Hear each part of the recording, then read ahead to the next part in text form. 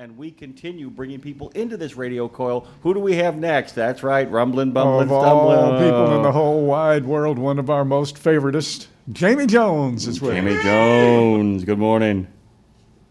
Good morning. How are you guys? Good morning, Landline Managing Editor. Grand poobah of everything, there she is. Oh, I don't know about that.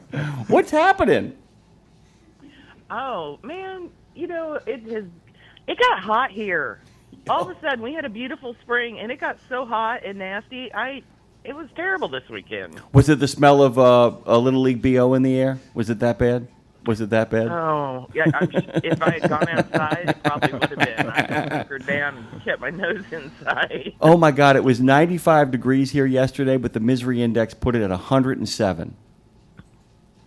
That's insane. It was brutal yesterday. It was brutal. For the last 2 or 3 years, though, our springs have been drought here, so it's been unbelievable. This year, it's come back to normal, to where it rains pretty much every afternoon at 3 o'clock, whether it needs to or not. And it feels like old home week around here, though, Jim.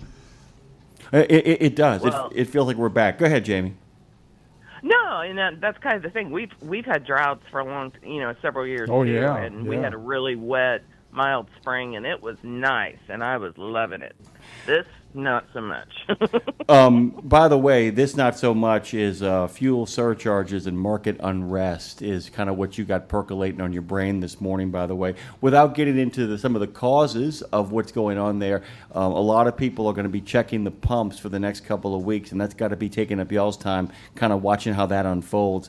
Once again, we are in a climate of uncertainty. Is that fair? That's extremely fair. And politics aside, I'm not even going to get into, the memes and the name calling and all of that. It's just we're not on a playbook that anybody's familiar with right now. And that's causing a lot of uncertainty. And, we haven't really had volatility in fuel prices. They've just kind of been steady high for a while. And if we get that volatility back, we've got so many new drivers in the industry that I'm not sure a lot of them know how to handle, getting their rates adjusted to accommodate for that volatility.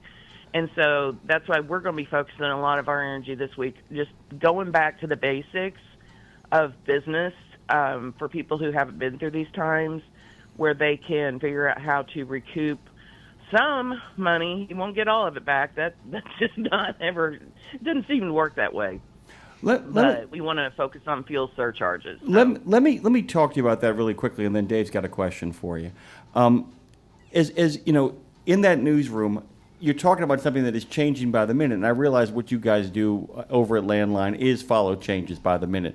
But how do you keep up with a situation where the news story, let's say that there is peace in our time, peace for all time, happens in the next week. That changes the prices then if things ramp up. Do you guys have a plan A and plan B? Because you can't write stories before they happen. That's like, as you know, one of the great violations of journalistic ethics. You can write an obituary for somebody, but that's about all you can do in regards to advanced sort of work. How do you prepare to respond to such an unpredictable market? Well, I think it's funny that you said, do you have a plan A and plan B? Yes, and we also have a C, D, and E. We're constantly, just trying to read the tea leaves, trying to see. We talk about all the potential scenarios we could be facing, and we start working on those scenarios to get the research that we need. But you're right. Nothing's written until it happens. And that's just where the world that we kind of live in right now. I've laughed in the past, before Donald Trump was elected president both times. It was really easy when you had a change of administration. It was like you went from the Republican playbook to the Democratic playbook. Or you just kind of swapped out. You knew what to expect. And we just don't live in that era anymore, so we've had to be far more nimble as journalists. And I think we've gotten really good at it. But it's just when you live in uncertain times, and things like the situation with Iran that happened this weekend has thrown another wrench into the works. we just have to be prepared for anything.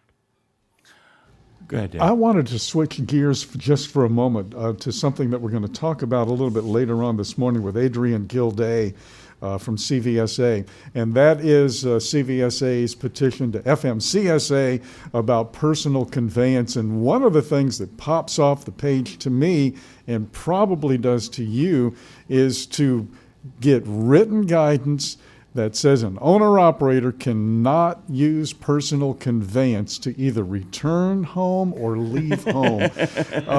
Whoa, okay. You don't need Mavis Beacon to teach you how to type to respond to that one, right?